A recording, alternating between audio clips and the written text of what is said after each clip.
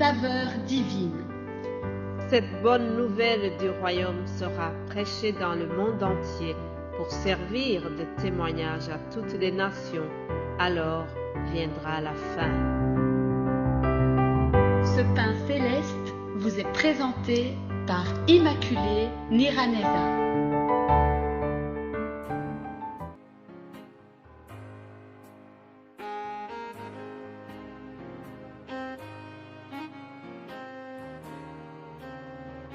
Shalom, shalom, bien-aimés en Christ, que la paix de notre Seigneur soit avec vous.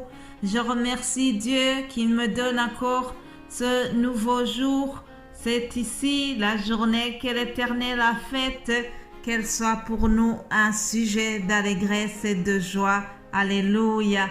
Je rends grâce à Dieu pour ce mardi. Nous allons continuer l'étude sur la personne de Timothée. Comme je vous ai dit hier, Timothée est né d'une mère juive et d'un papa grec. Alors il avait les deux cultures. Timothée a été le bras droit de Paul. L'apôtre Paul cite Timothée plusieurs fois dans le livre des Actes et aussi nous savons qu'il lui a écrit 2 lettres qui porte donc le nom de Timothée dans la Bible. Nous allons donc continuer cette réflexion. Aujourd'hui, mon titre c'est Timothée, un homme d'un bon témoignage. Timothée, un homme ayant un bon témoignage.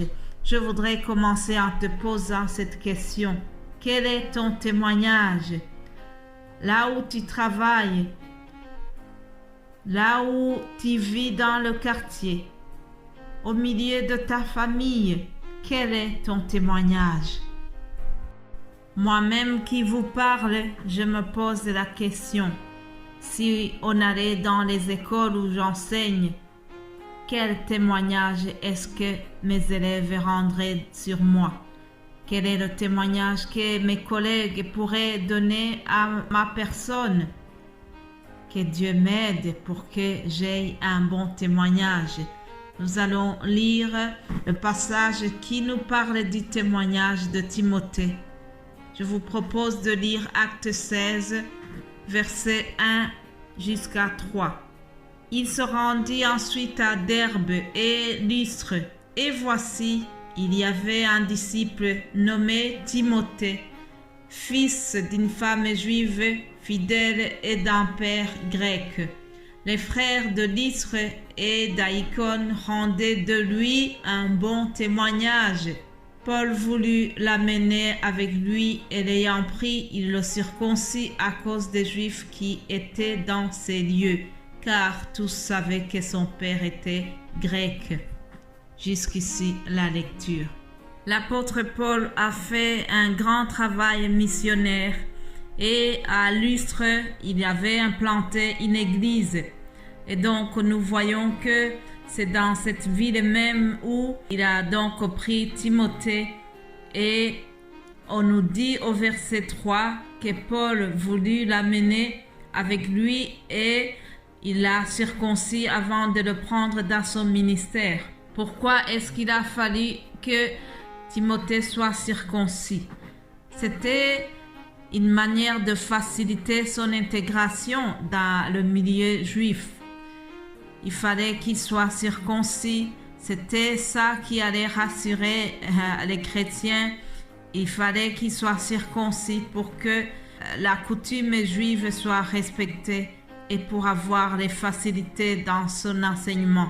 Donc, pour éviter toutes les polémiques, pour éviter les problèmes d'ordre religieux vis-à-vis des autres collaborateurs, vis-à-vis aussi des chrétiens ou bien des juifs qui travaillaient avec eux, Paul a voulu circoncire Timothée avant qu'il commence à travailler avec lui.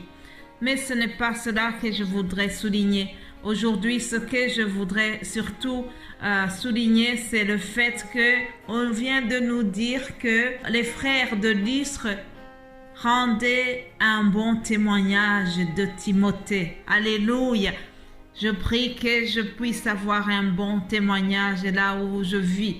Je prie que vous aussi qui m'écoutez, vous ayez un bon témoignage dans votre milieu de vie.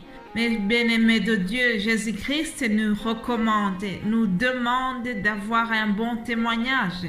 C'est vraiment une responsabilité de chacun de nous. Dans l'évangile selon Matthieu, dans le chapitre 5, nous voyons que Jésus-Christ dit que nous sommes le sel de la terre. Aussi, il nous donne une autre qualification. Il dit, vous êtes la lumière du monde. Voilà ce que tout chrétien doit refléter, être la lumière du monde. Alors, il continue à nous disant que votre lumière luise ainsi devant les hommes, afin qu'ils voient vos bonnes œuvres et qu'ils glorifient votre Père qui est dans les cieux. Voilà une manière d'avoir un bon témoignage, être la lumière des autres, être le sel de la terre. Alléluia, que le Saint-Esprit nous vienne en aide. Étant donné que Timothée était quelqu'un qui avait justement un bon témoignage, Paul l'a fait vraiment un bras droit. C'était devenu le bras droit de Paul. Comme Moïse avait aussi son bras droit, Aaron, dans ce ministère, dans l'œuvre de Dieu, il est bien que nous ayons des personnes comme ça. Une personne sur qui nous pouvons compter, une personne qui va être notre compagnon d'œuvre.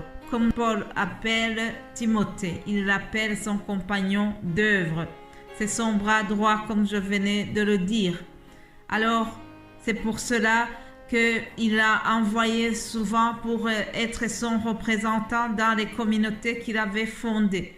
1 Corinthiens chapitre 4, au verset 17 par exemple, nous voyons qu'il a envoyé Timothée. Il a dit, « Je vous conjure donc, soyez mes imitateurs. Pour cela, je vous ai envoyé Timothée qui est mon enfant bien-aimé et fidèle dans le Seigneur.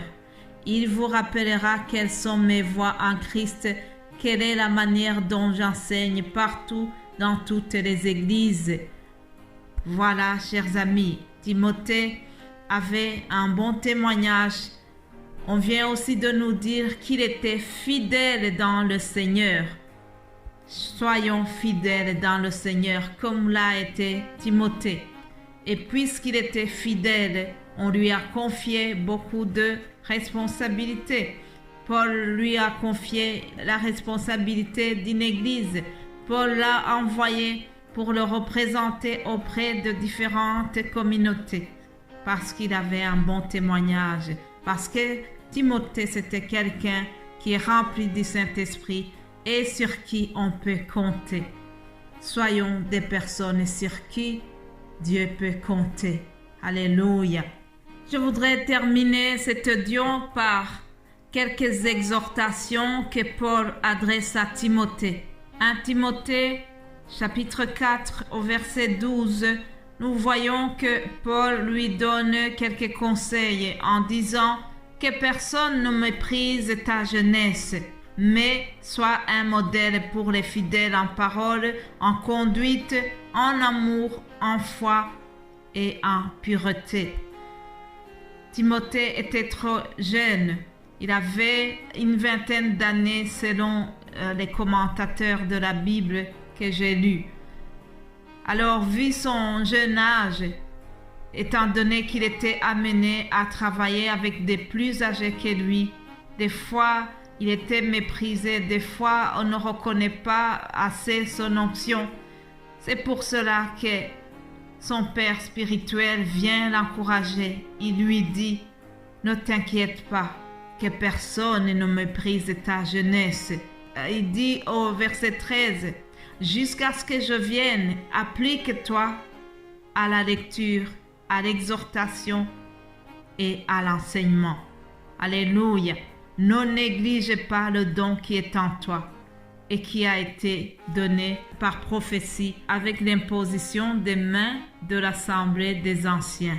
En terminant, je souligne ce que Paul lui dit au verset 13. Jusqu'à ce que je vienne, applique-toi à la lecture, à l'exhortation et à l'enseignement. Aujourd'hui, Jésus-Christ aussi nous dit, jusqu'à ce que je revienne chercher l'Église, applique-toi à la lecture de la parole, à l'exhortation et à l'enseignement. Mes bien-aimés de Dieu, nous devons nous appliquer à la lecture de la parole de Dieu, c'est très important. Nous devons garder un bon témoignage comme l'a été Timothée. Voilà ce qu'il faut retenir pour aujourd'hui. Je termine cet audio en vous souhaitant de continuer à veiller sur votre témoignage. Ainsi, le Saint-Esprit va nous aider et le Seigneur sera fier de nous. C'est mon souhait pour vous et pour moi-même. Passez une excellente journée au nom de Jésus-Christ. Amen. Amen.